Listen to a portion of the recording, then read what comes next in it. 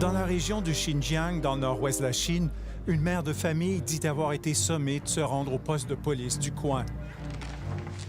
Zumrat Daoud, une membre de la minorité musulmane ouïghour, affirme avoir été menottée et cagoulée. Elle dit avoir fait un trajet d'1 heure dans un véhicule sans savoir où on l'emmenait. Ils m'ont mise dans l'auto. Je pensais qu'ils allaient m'emmener sur une montagne et me tirer dans le dos. Elle dit avoir été enfermée pendant des mois dans un camp d'internement comme celui-ci, à l'insu de son époux et de ses enfants. Selon les Nations unies, plus d'1 million d'Ouïghours ont été internés dans de tels camps. La Chine nie qu'il s'agit de camps d'internement. There's what we call vocational education and training centers. It's nothing to do with eradication of ethnic groups. Mais une fuite de documents confidentiels du gouvernement chinois, obtenue par le Consortium international des journalistes d'enquête, dévoile les plans secrets de Pékin, un vaste système de détention pour l'endoctrinement d'un peuple minoritaire.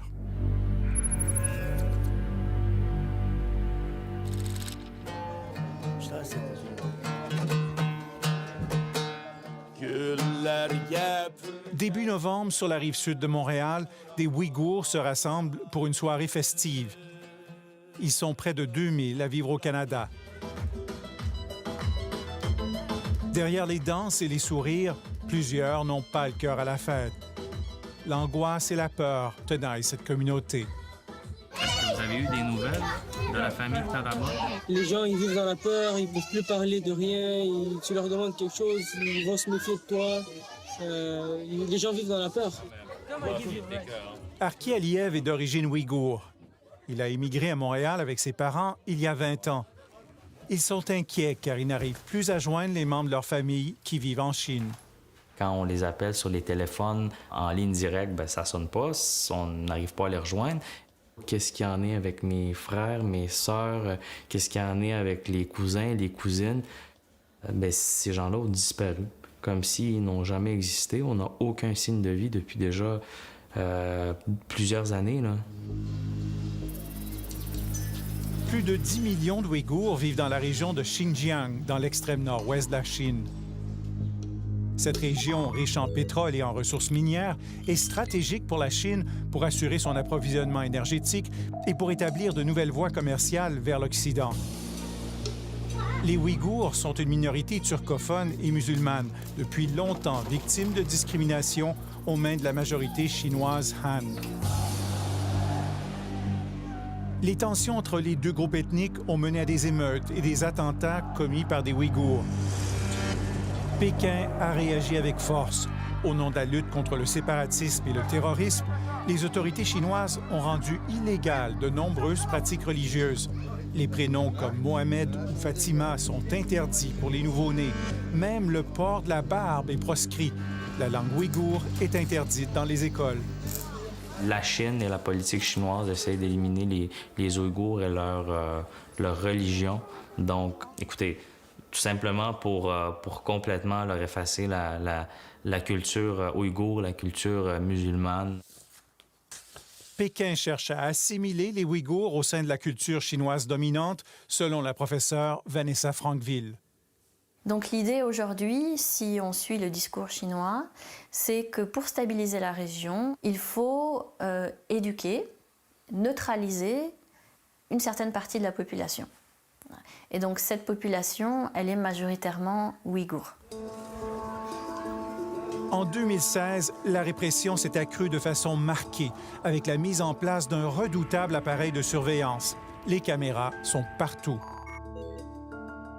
Des applications espionnent le contenu des téléphones cellulaires et grâce à l'intelligence artificielle, les policiers analysent toutes ces données pour suivre à la trace une population entière. Vous marchez sur la rue, déjà les ordinateurs peuvent repérer votre face et avoir toute l'information nécessaire dans leur fichier. Donc surveillance 24 heures sur 24 sur les allées et les venues, à tous les points, que ce soit le métro, que ce soit les centres commerciaux. Il faut rentrer là avec une empreinte digitale. Je crois qu'il faut aussi voir la région ouïghour comme une région laboratoire. On est en train de mettre en place une société dystopique à la George Orwell.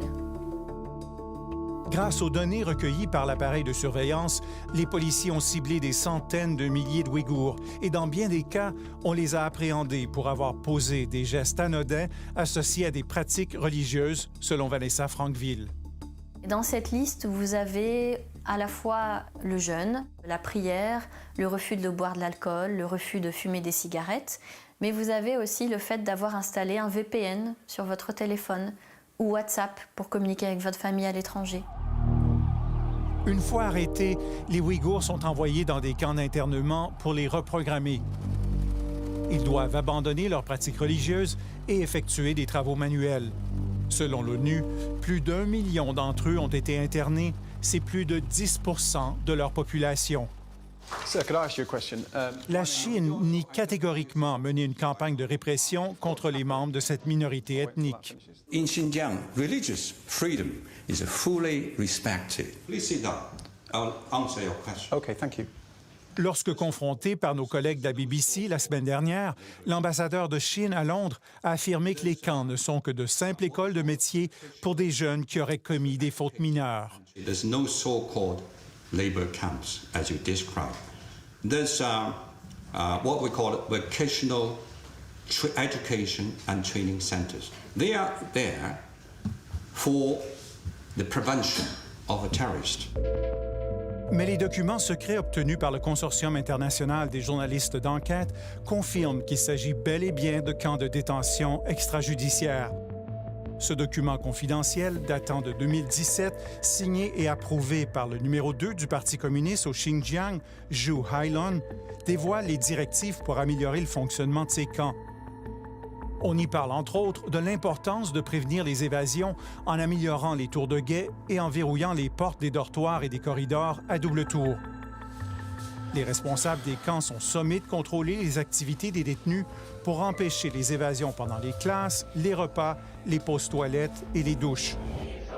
On y décrit les méthodes d'endoctrinement où l'on évalue par un système de pointage la transformation idéologique des détenus et leur respect de la discipline. Nous avons montré ces documents à Vanessa Frankville. Ça révèle une toute autre réalité que ce que la Chine veut nous faire croire, et ça révèle un écart important entre ce qu'il se passe de façon officielle dans les documents qui sont partagés entre les fonctionnaires et ce qui est distribué aux audiences internationales. La fuite montre également que le système de surveillance de la Chine tient aussi à l'œil des Ouïghours de nationalité étrangère. Ce document mentionne que 5 Canadiens d'origine ouïghour se trouvaient en visite en Chine en juin 2017 et que leur dossier devait être examiné de près par les préfectures. Donc ça veut dire qu'il y avait déjà une surveillance importante sur les Ouïghours à l'étranger, ce qui est déjà quelque part inquiétant parce que ce sont des citoyens non chinois, c'est des citoyens canadiens, turcs. L'ambassadeur de Chine à Londres rejette la véracité de documents qui laisseraient entendre que la Chine a mis sur pied des camps d'internement. I'm telling you the document, so-called document you're talking about is a pure fabrications. Don't listen to fake news. Don't listen to fabrications. Mais l'authenticité de ces documents a été confirmée par plusieurs experts. Et des témoignages bouleversants d'ex-détenus décrivent l'enfer des camps d'internement. On voyait de nos propres yeux des choses horrifiantes. Ce ne sont pas des êtres humains.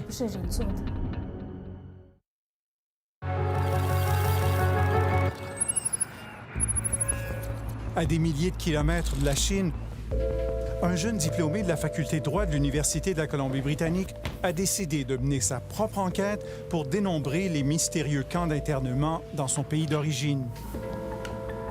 Armé d'un simple ordinateur portable, il a découvert sur des sites officiels chinois des appels d'offres liés à la construction des camps.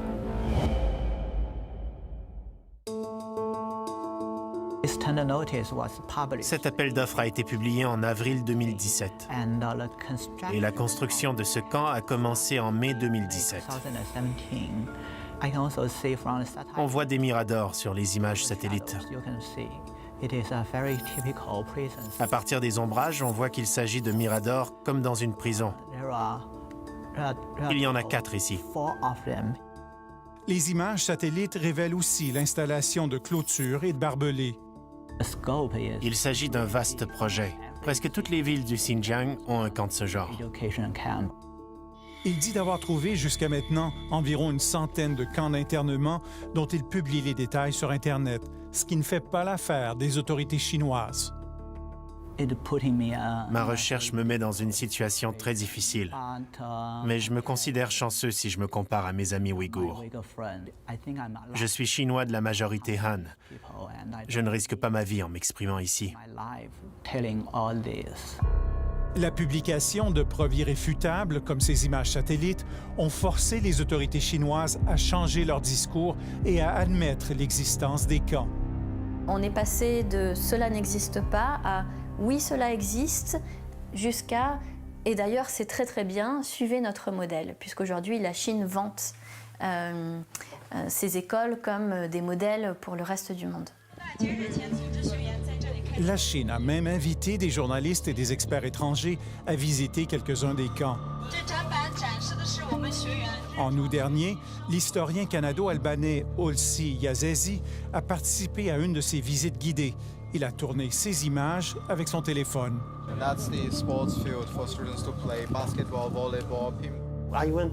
Je suis allé à un terrain de sport et j'ai vu des garçons ouïghours en train de jouer. J'ai voulu les interviewer, mais on me l'a interdit.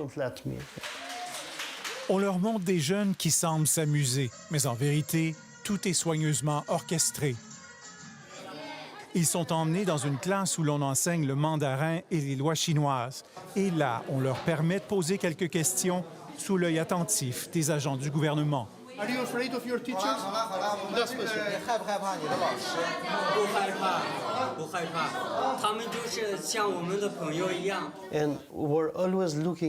Ils étaient toujours en train de regarder leurs profs pour s'assurer qu'ils répondaient correctement.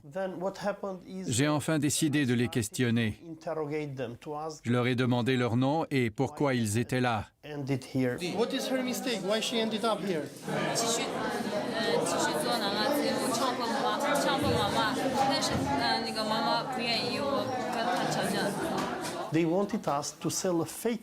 Ils voulaient qu'on propage une histoire fabriquée de toutes pièces auprès de la communauté internationale, selon laquelle il n'y a pas de camp de concentration en Chine, ni de persécution en raison de l'adhésion à l'islam ou de l'origine ethnique.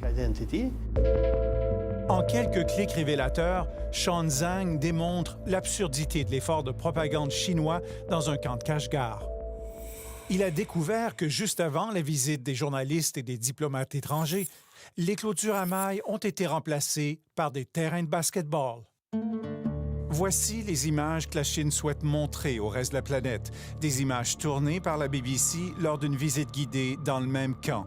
Ces jeunes jouent sur un terrain de basket-ball qui était inexistant auparavant. Le discours officiel de la Chine est aussi contredit par des témoignages bouleversants de Ouïghours en exil qui disent avoir vécu l'enfer des camps. Zumrat Dawood dit avoir été interné et endoctriné pendant 3 mois. En classe, on nous parlait du Parti communiste. On nous disait que nous étions pervertis par l'islam, que c'était une maladie contagieuse venant de l'étranger. Saregoul Tsaoudbé, une musulmane de la minorité kazakh, dit avoir été emmenée de force dans un camp pour enseigner le mandarin aux détenus. Elle s'est confiée à nos collègues de la télévision publique suédoise SVT. Plusieurs personnes dormaient dans 1 mètre carré. Elles devaient dormir sur leur côté droit, sans bouger. Si elles bougeaient, on les punissait. Selon Seragoul, il y avait une pièce appelée la Chambre noire où elle a été battue. Elle dit que des détenus en sortaient parfois couverts de sang avec les ongles arrachés. Il y avait une chaise avec des clous pointés vers le haut. Et aussi une autre chaise. Une chaise noire, qu'ils appelaient la chaise du tigre. Elle infligeait des chocs électriques.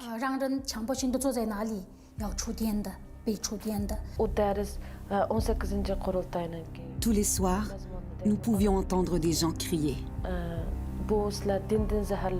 C'était comme si on les torturait.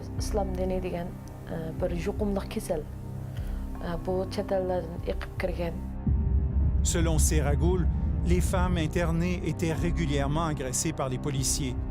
Un souvenir la hante, un viol qui aurait été commis devant les détenus. C'était horrifiant. Ils avaient rassemblé plus d'une centaine de personnes. Et ils ont pris une jeune femme dans la vingtaine.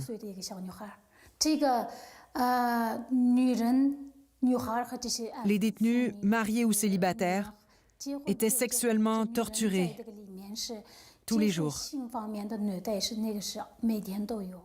On voyait de nos propres yeux des choses horrifiantes. Ce ne sont pas des êtres humains.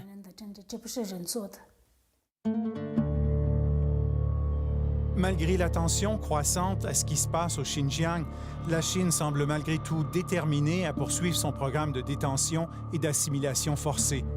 La réaction de la communauté internationale est trop timide, croit Vanessa Frankville.